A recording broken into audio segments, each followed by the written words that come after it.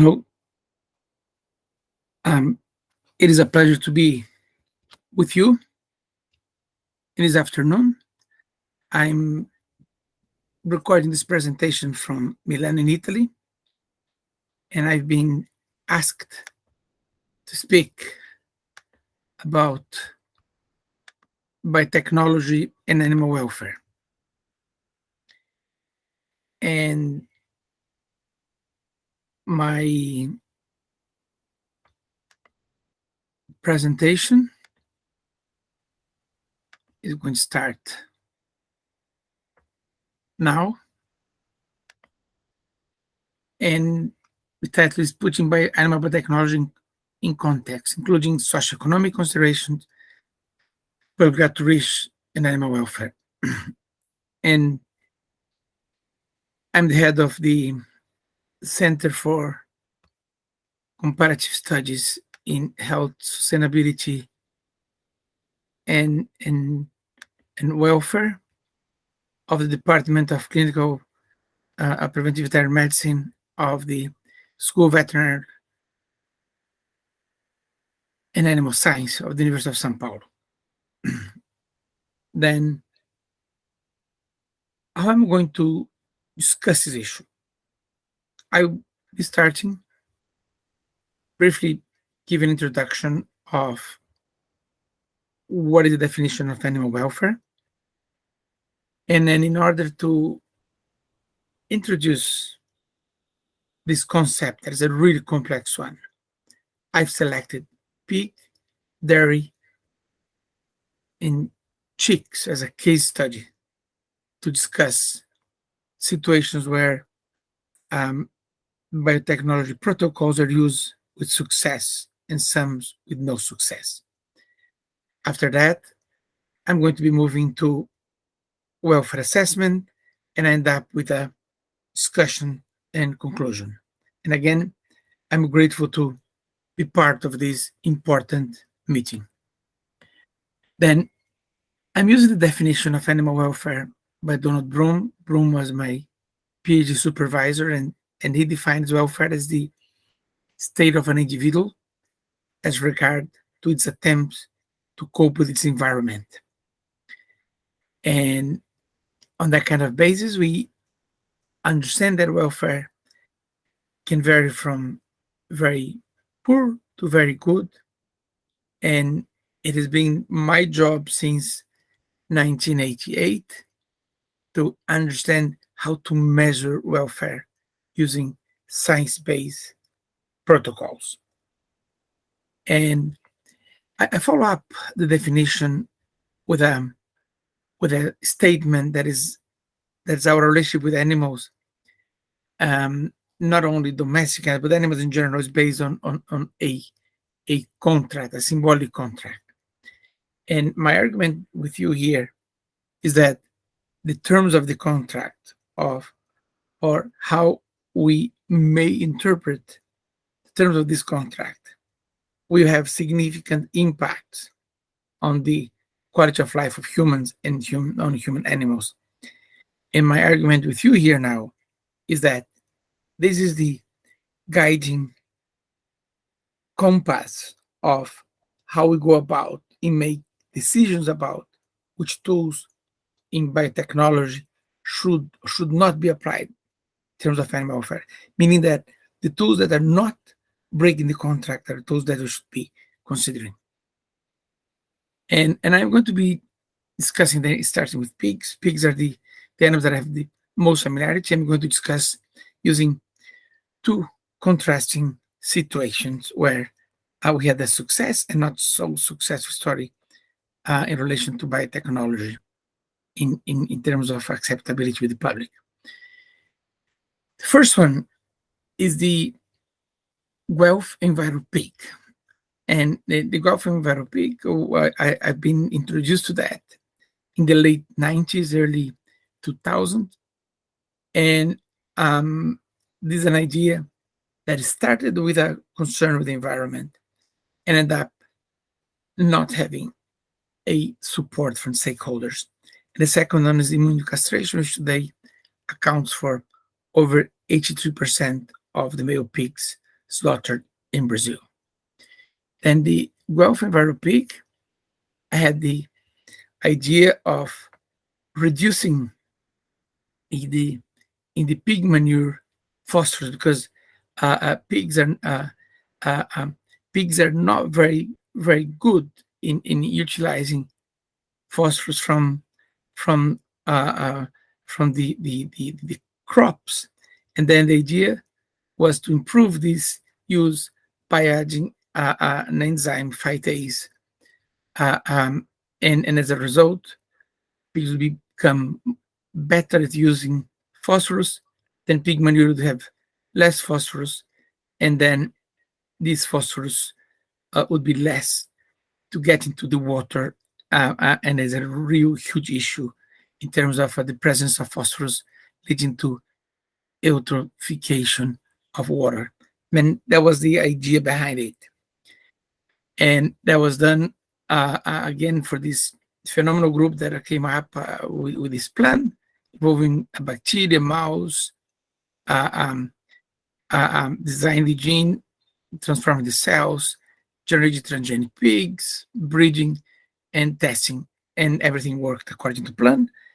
But then in 2011, 2012, the discussion moved to a point where the public acceptance became a problem. And these are the kind of headlines of some of the newspaper: Enviro Pig or Franken's Swine, Enviro, and move to market gene altering pigs in Canada is halted, meaning, and the whole story kind of stopped that way. Another story that is an incredibly positive story is a story related to the alternative to castration in pigs, and that's a piece of work. It's quite a historical. That's back in 1994 when I was in Germany. There is a paper that we published looking at ways of developing protocol for anesthesia in young piglets, and then again, piglet castration is used to reduce birth taint. And castration, if it's done without anesthesia, may cause pain, and it is an animal welfare problem. Then the immune castration uses, let's say, series in pigs slaughtered at the age of 100, 120 kilos. I mean, it uses a series of 2 vaccine injections to prevent the natural development of reproductive organs in boars.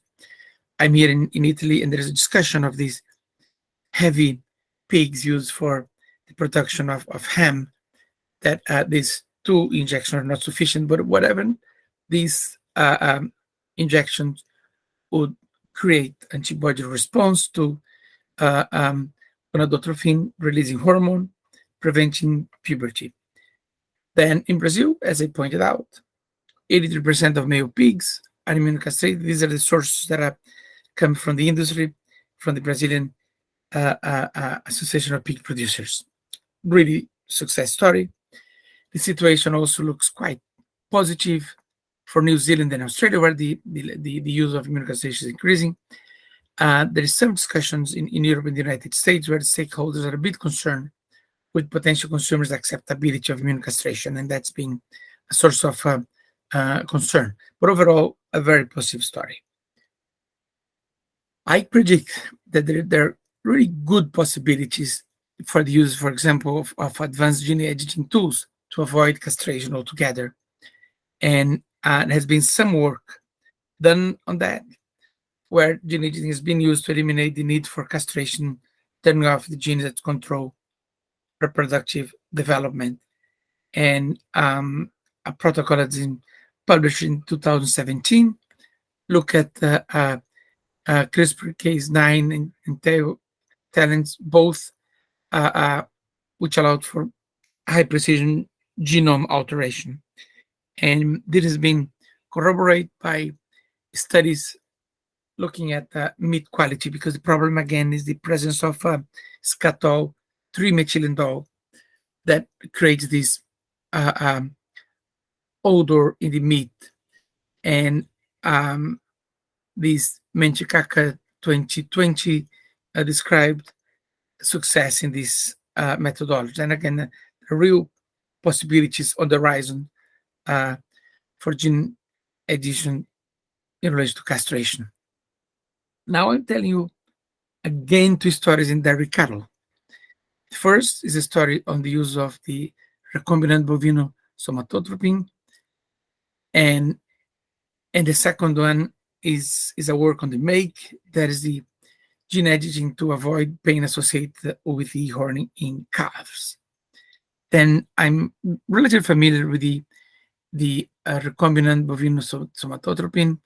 I was at Michigan State, and again I was back in 1993. The Food and Drug Administration approved recombinant bovine somatotropin to increase milk production, and this biotechnology was rapidly adopted by the dairy industry in the United States. The adoption was abandoned in the USA due to consumer concern. And a recent publication kind of claims that what appears that the public did not perceive sufficient benefits from the use of recombinant bovine somatotropin to counter the health and animal welfare concerns, meaning that as a technology got used and was abandoned. And apparently it's not story all over the world, but that's the story in the United States. Dehorning in cattle. Again, this is a slide taken from Dr. Bruna Steiniger. When dehorning is done in calf, is done as a way of improving management. And in this case, using local anesthetic, cutting the bud, and having a hot iron. And this process, when you do have pain mitigation, that's better, even though it's done in some places without pain mitigation. But even pain mitigation, the follow-up with the inflammatory processes are a source of poor welfare because of pain. And again, in the horizon is a gene editing technology, and was published back in 2016, where hornless dairy cattle were produced from genome-edited cell lines. And again, these are kind of example of these calves, and I expect that there's going to be little or no problem for have consumer acceptance for this type of technology. A problem that is extremely important is what the industry has been doing with unwanted male chicks and male calves. And this issue became quite important recently as a result of a German 1st of January 2022 decision of forbid the killing of male chicks. Then I would present some potential alternatives in relation to their calves.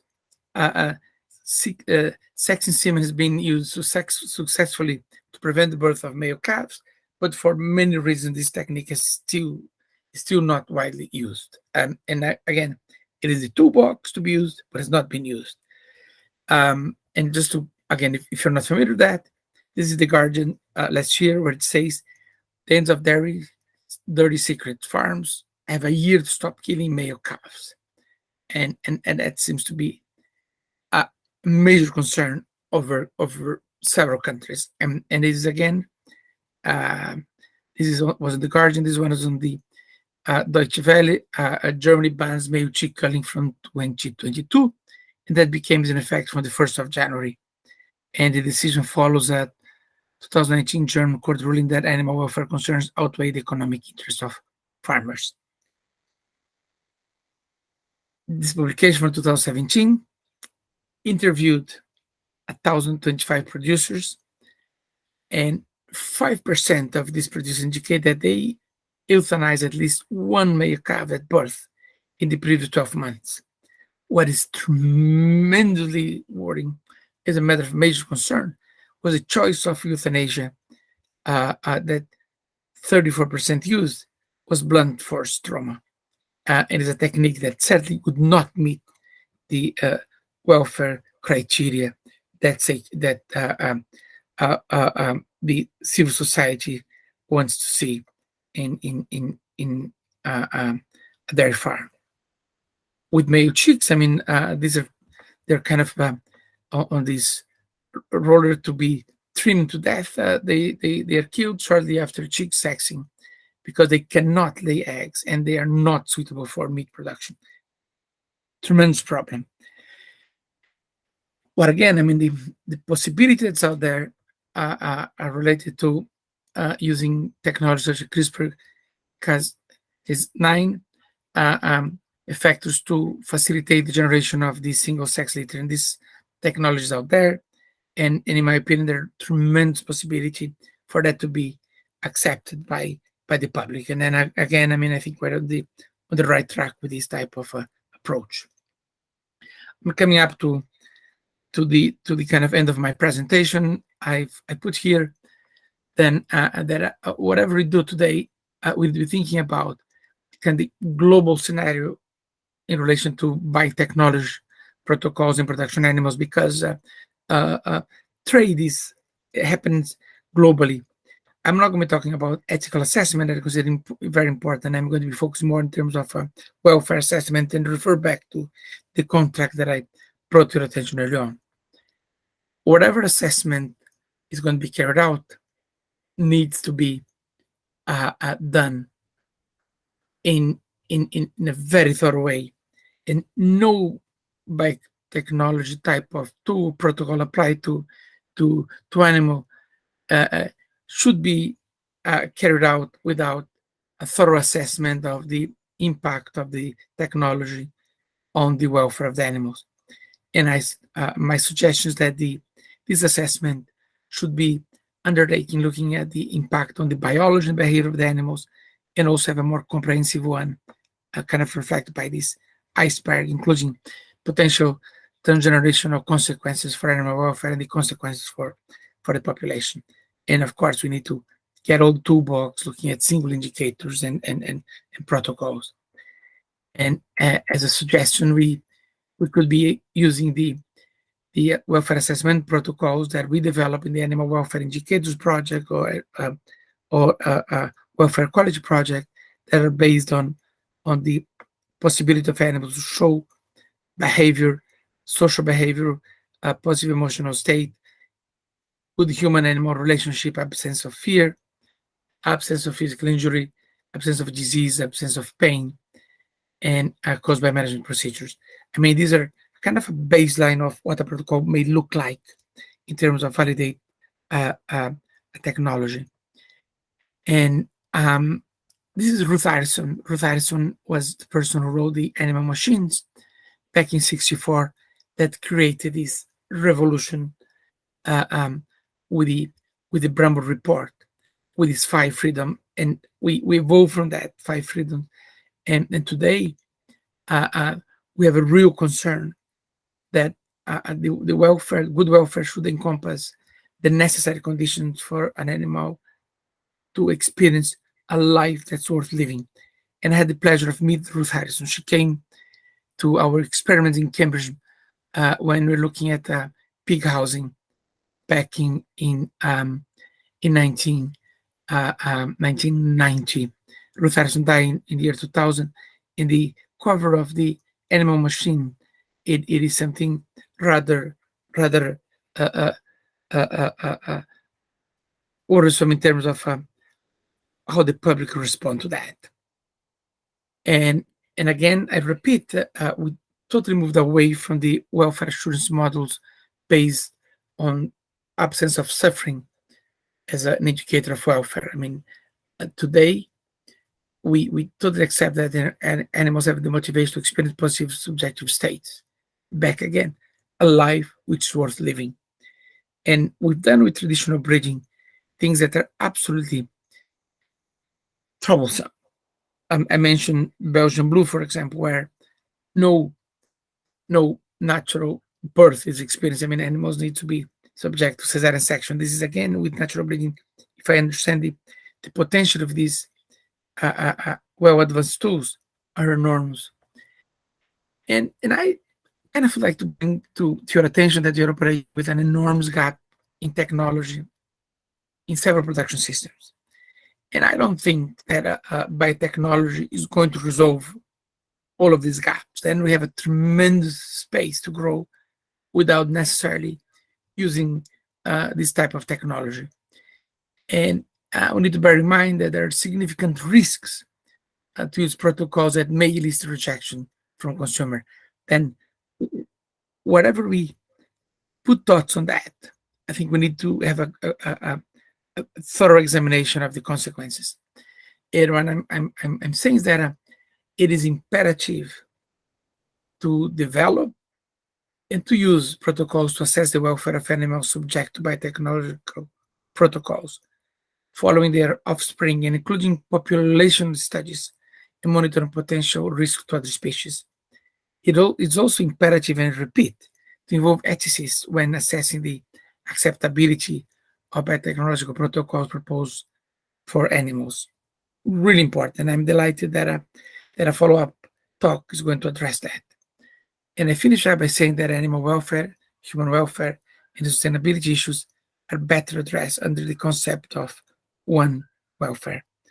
And then this is a picture of our research group, and I'm invite you to come and talk to us in Pirassununga.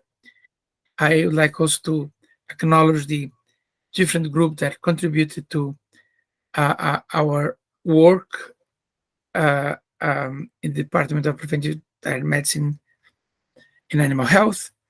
And also I'd like to say thank you to our granting agencies that have allowed us to continue this research. Thank you very much, and I'm ready to answer your questions.